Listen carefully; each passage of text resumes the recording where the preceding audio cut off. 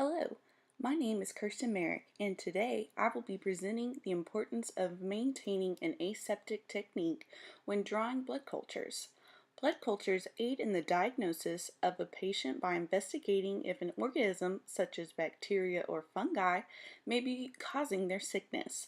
It is important for this process to remain as clean as possible to prevent contamination, which can result in false positives and delayed diagnosis. By the end of this lecture, you should be able to perform efficient aseptic technique to prevent contamination in the collection of blood culture specimens. We will achieve this goal by specifically learning how to describe the utilization of aseptic technique in blood culture specimen collection, discuss common errors seen in aseptic techniques, and lastly, perform the correct steps of aseptic collection of a blood culture specimen from two different venipuncture sites with 0% contamination. Let us first start off by answering some questions to see if you understood the video and worksheet that was assigned before coming to class today. Question 1. What is the universal precaution? If you answered B, that is correct. The universal precaution is to always assume that whatever blood products or human bodily fluids you come in contact with should be assumed that they are infectious. Question number 2. What is the best way to prevent an infection and maintain your patient's safety? While all these answers are very important, hand washing has shown to drastically cut down on patients contracting infections from medical staff personnel, as well as protecting yourself in the healthcare field. Last question. Blood cultures are used to detect the presence of bacteria and/or fungi in the blood.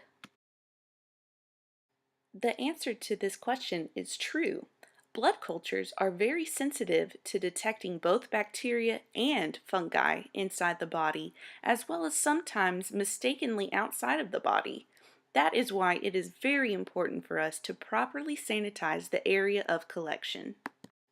So, to gain a better understanding of aseptic technique, we will now break up into groups of 4 and discuss some common possible errors seen with aseptic technique. I want you to discuss concepts such as blood culture preparation, which antiseptic should be used, how long these antiseptics should be used, and how these antiseptics should be used. We will reconvene and discuss some of the main points when everyone has had time to thoroughly discuss each of these topics.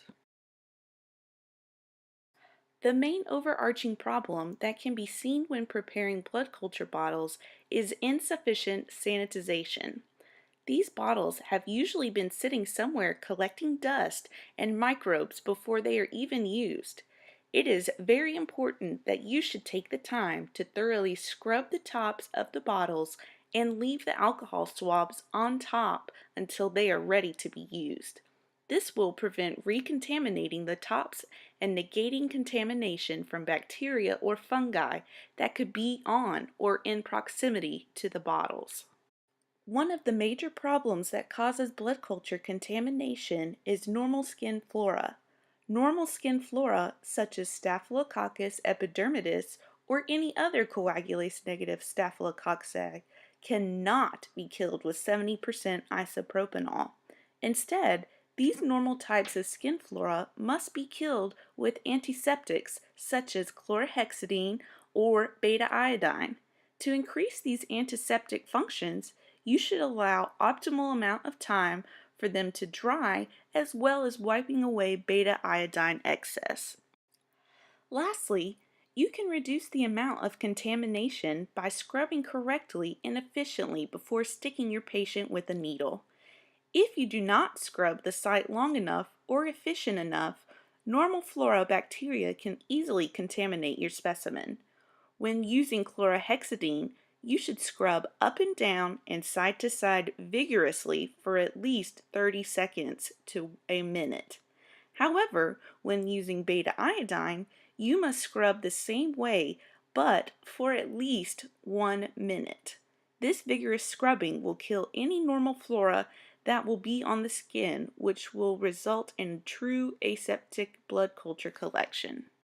Now that we know the important measures that must be taken to ensure aseptic technique, let's write out the steps in order on how we would perform a blood culture collection. Take a few moments with your group to construct the important steps for achieving aseptic technique. Now that you've had time with your group, let's go over these steps.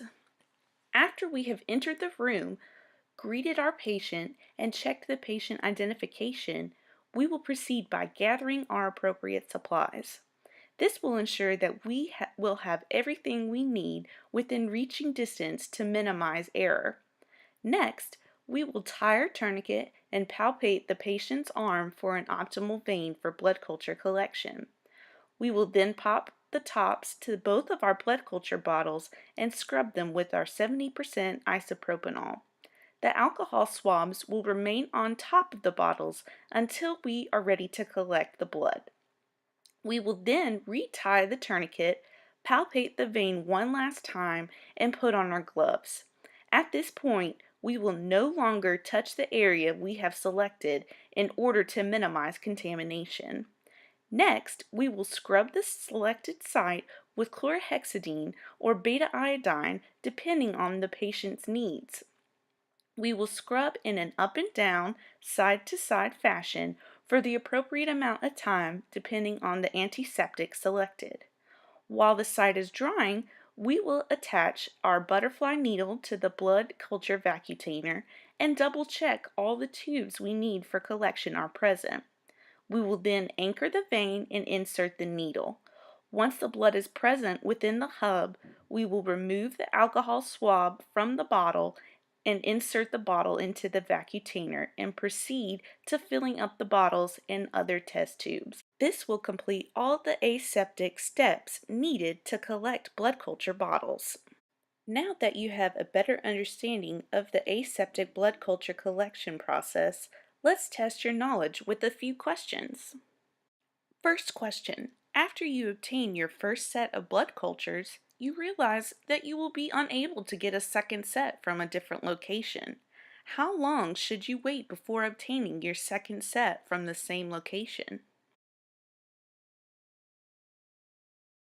The correct answer is C, 15 minutes. This is the minimal amount of time you will need to wait before collecting from the same site. It is also important that you must make a note of this that you were unable to draw from a different site so the physician knows that it was from the same site. Question 2. Which of the following is commonly seen in blood culture contamination? As we previously discussed, coagulase-negative staphylococci are commonly found on the skin. These bacterium can result in a false positive or contamination if the skin is not properly sanitized. Question number 3.